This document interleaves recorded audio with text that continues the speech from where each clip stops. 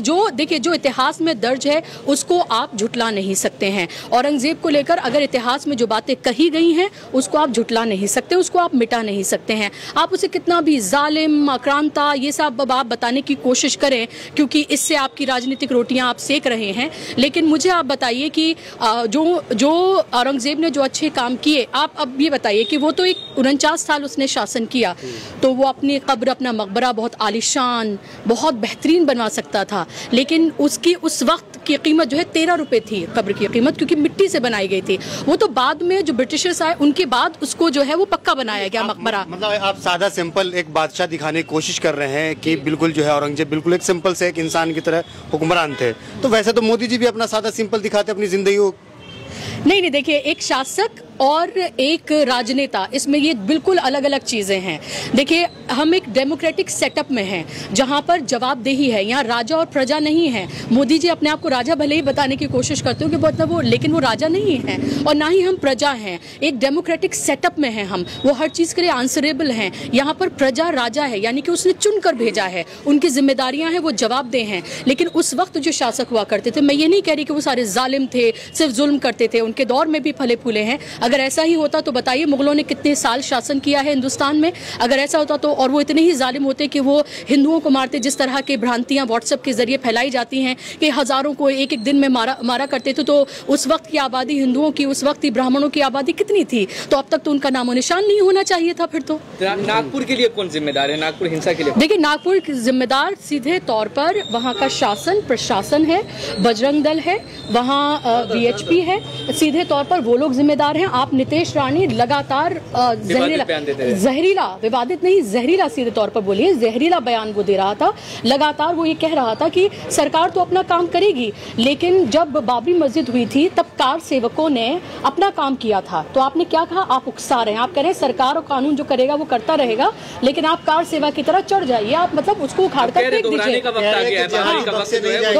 बिल्कुल, आप देखिए किस दौर में आप जी रहे हैं। आप वहाँ पर जी कह रहे हैं कि जितने भी जिहादी हैं वो बख्शे नहीं जाएंगे, चुन चुन के बदला लिया जाएगा। देखिए उनके कहने से क्या होता है, उनके कहने से क्या होता है? अगर वो ऐसे कहते होते तो अब पिछले 11 साल से हैं वो, क्यों नहीं उन्होंने तमाम जिहादियों को खत्म कर दिया? फिर भाई हिंदुओं की सरकार है ना, वो कहते हैं हिंदू हिंदू सम्राट की सरकार है ना, और सबसे ज्यादा डरा वो किसको रहे हैं? हिंदुओं को डरा रहे हैं ना। होली पर उन्होंने क्या किया? होली पर उन्होंने मुसलमानों को नहीं डराया, होली पर उन्होंने हिंदुओं को डराया कि आप अगर निकलेंगे तो ये हो जाएगा, मुसलमान आपके साथ वो कर देंगे। तो मुसलमानों से हिंदुओं को डराने का काम कौन कर रहा है? हिंदू हृदय सम्राट नरेंद्र मोदी जी, योगी आदित्यनाथ, जो उनकी 56 इंच की छाती है, वही कर रहे हैं ना ये सब कुछ। संगीतकार मनोज मुंतशिर कह रहे हैं कि शौचालय बना दो, सब काम खत्म। वो अपनी ख्वाहिश पूरी कर लें, वो अपनी ख्वाहिश पूरी कर लें, और फिर उसके बाद, क्योंकि देखिए अगर वहाँ से कब्र हटा दी जाएगी और वहाँ अगर शौचालय बना दिया जाएगा तो जितने भी देश के मसले मसाइल हैं वो सब कुछ हमेशा के लिए ख़त्म हो जाएंगे। तो एक बार वो अपनी दिली ख्वाहिश को पूरा करके देख लें।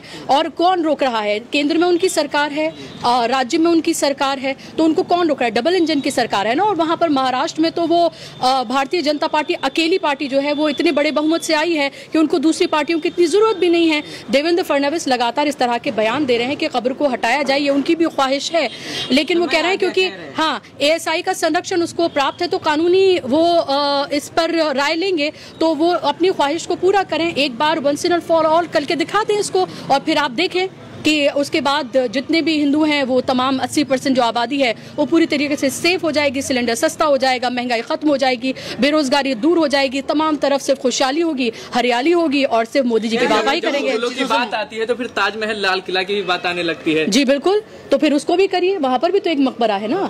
तो ये देखिए ये एंडलेस है, कभी उसको ताजमहल बताएंगे, कभी किसी और चीज को करेंगे, वहाँ से कमाएंगे भी, ठीक है, वहाँ से कमाएंगे भी, उसका संरक्षण भी करेंगे, उसकी मेंटेनेंस भी करेंगे।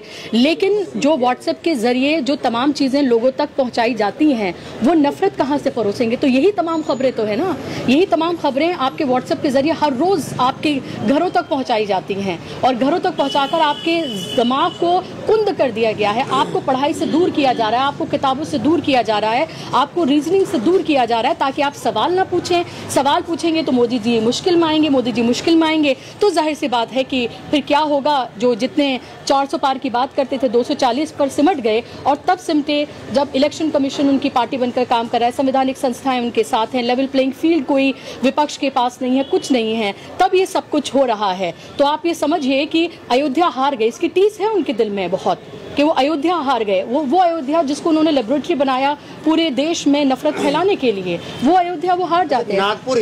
नागपुर में जो हिंसा हुआ उसके पीछे किसका हाथ हो सकता है? देखिए हाथ किसका है, ये तो ट्रिगर किया जा रहा है ना।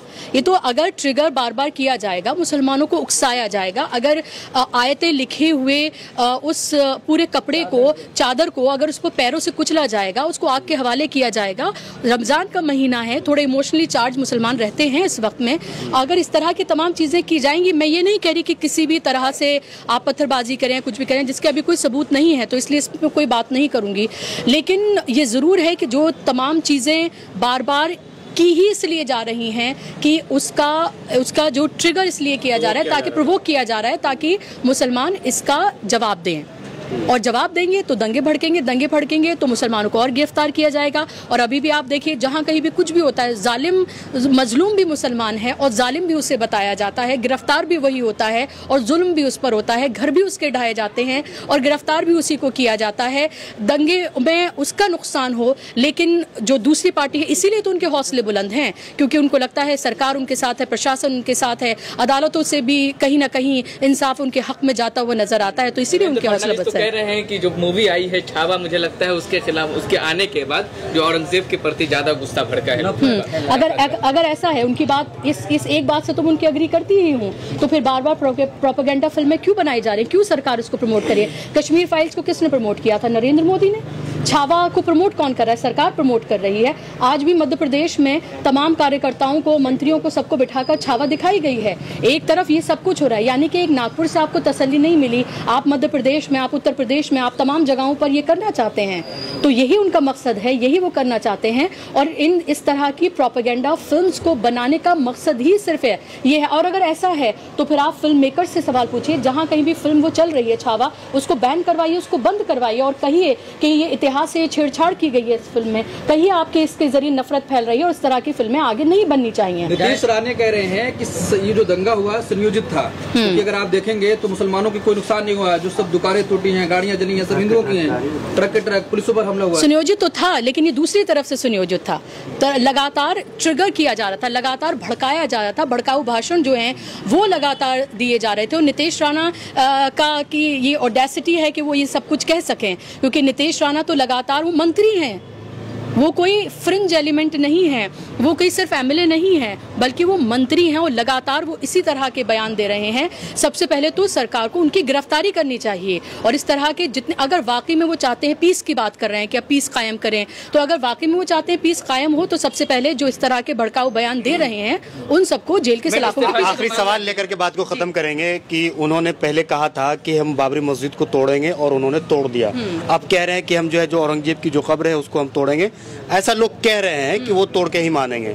तो क्या लग रहा है कि औरंगजेब की जो कब्र अगर वहाँ पे टूटता है तो जो भारत के मुसलमान हैं उन्हें तकलीफ होगी, उन्हें इन चीज़ों से फर्क पड़ेगा या नहीं?